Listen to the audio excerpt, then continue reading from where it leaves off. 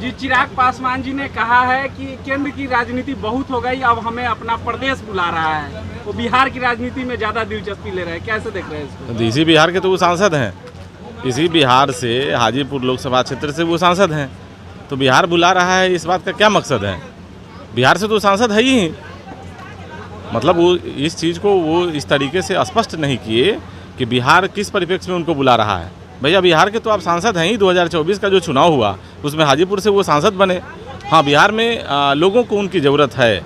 बिहार में हाजीपुर लोकसभा क्षेत्र के अंतर्गत जितने भी विधानसभा क्षेत्र हैं उसमें अगर आप जाके देखिएगा, खास करके हाजीपुर शहर में जिस तरीके की अराजकता फैली है, आप जिस तरीके का रोड है, खटारा रोड बन के पड़ा है पूरे हाजीपुर का, शहर का, और बल्कि हाजीपुर ही नहीं, आप हाजीपुर लोकसभा क्षेत्र के अंतर्गत लालगंज का हाल आप जाकर देख लीजिए, लालगंज बाज़ार का क्या हालत है, जंदाहा बाज़ार का हालत देख लीजिए, महनार बाज़ार का हालत देख लीजिए।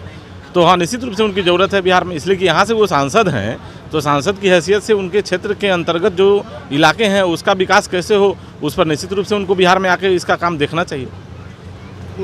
उन्हीं का अलायंस के मंत्री उप मुख्यमंत्री विजय सिन्हा जी बोले हैं कि नचनिया, गवैया और अभिनेता का जो है बिहार का मुख्यमंत्री नहीं बन सकता है। अब देखिए, कैरेक्टर तो निकल के सामने आ ही जाता है।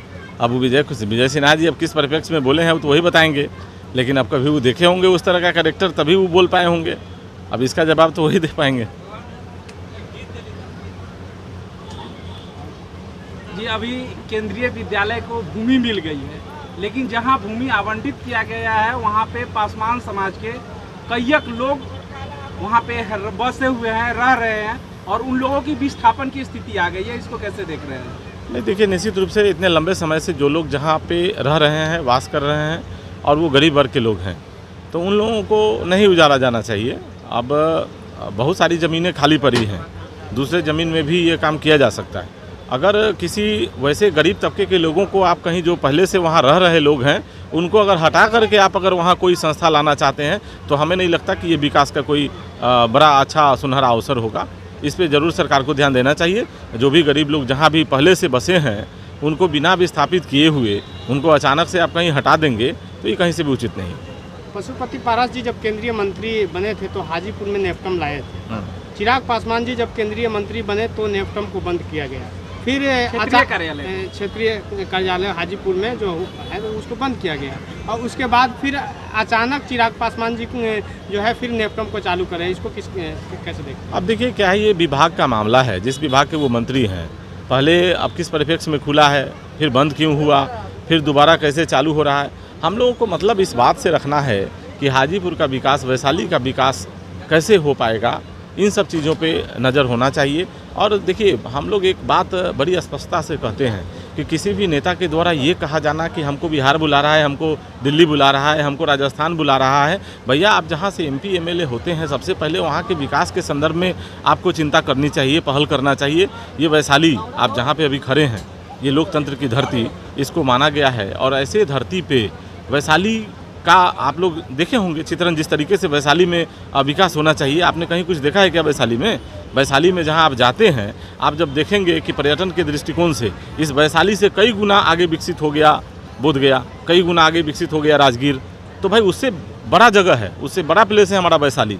लेकिन वैशाली के विकास पर कभी कोई चर्चाएं नहीं होती है। लोग अपने अपने को कैसे सेट करें, हम कैसे CM बन जाएं, हम कैसे डिप्टी CM बन जाएं, हम कैसे किसी राज्य के मंत्री बन जाएं, हम कैसे भारत सरकार में मंत्री बन जाएं, मतलब अपने अपॉर्चुनिटी के प्रति लोगों का ज़्यादा झुकाव है। इस बिहार के विकास के संदर्भ में किसी को कोई मतलब नहीं। तो कहीं ऐसा भी देखा, मतलब इसका यह मतलब हो सकता है कि जो चिराग पासवान जी जो है वो प्रेशर पॉलिटिक्स कर रहे हैं? नहीं, अब किस परिप्रेक्ष्य में वो बोले हैं वही बता पाएंगे, लेकिन हम सिर्फ इतना कहना चाहते हैं उन नेताओं से कि जिन लोगों ने भी इस तरह की बातें कह के मार्केट को गर्म करने का काम करते हैं, राजनीति के क्षेत्र को गर्म करना चाहते हैं, उन लोगों को थोड़ा विकास पे भी ध्यान देना चाहिए। बिहार के विकास पे उन लोगों को थोड़ी ध्यान दे देंगे तो थोड़ा बिहार और वैशाली का विकास हो जाएगा। अभी जो वीर शिरोमणि बाबा चौहरमल एवं भीमराव अंबेडकर की जयंती में आए हैं, तो यहाँ पर क्या संदेश देना चाहिए? देखिए, ये पूरे अप्रैल महीने में ये मासिक पखवाड़ा होता है। बाबा साहब भीमराव अंबेडकर की जयंती होती है, बाबा चौहरमल की जयंती होती है, और उनके इस कार्यक्रम को पूरे बिहार में विभिन्न क्षेत्रों में लोग मनाते हैं। और हम लोग कई जगह गए हैं, और मुख्य रूप से बाबा चौहरमल का जो मुख्य आयोजन होता है वो मोकामा में, चाराडी में, वहाँ भी हम कई साल गए हैं। और आपने देखा होगा कि इस साल जितने लोग विकास का दम्भ भर रहे हैं, इस बार जो चाराडी का कार्यक्रम हुआ है वहाँ लाखों लोग, वहाँ जब बारिश हुई ना तो लाखों लोग वहाँ अपनी गाड़ी को एक दिन के लिए वहीं रह गए, इसलिए कि उनकी गाड़ी फंस गई कीचड़ में। मतलब बाबा चौहर मल के इस बड़े आयोजन में, राष्ट्रीय स्तर के आयोजन की बात कही जाती है, लाखों लोग वहाँ जाते हैं, लेकिन उस चौहर मल में जब आप जाइएगा, बाबा चौहर मल का जो स्थान है चाराडी, जब आप 4 लेन से जब जाइएगा अंदर तो वहाँ से 8 किलोमीटर तक रास्ता नहीं है, वो कंप्लीट कच्ची रोड है, उसके अंदर लोग जाते हैं। अगर एक बार बारिश हो जाए तो वो गाड़ी, जब तक बारिश सूखेगी नहीं, पूरा धूप नहीं होगा, तब तक वो गाड़ी बाहर निकल के नहीं आती है।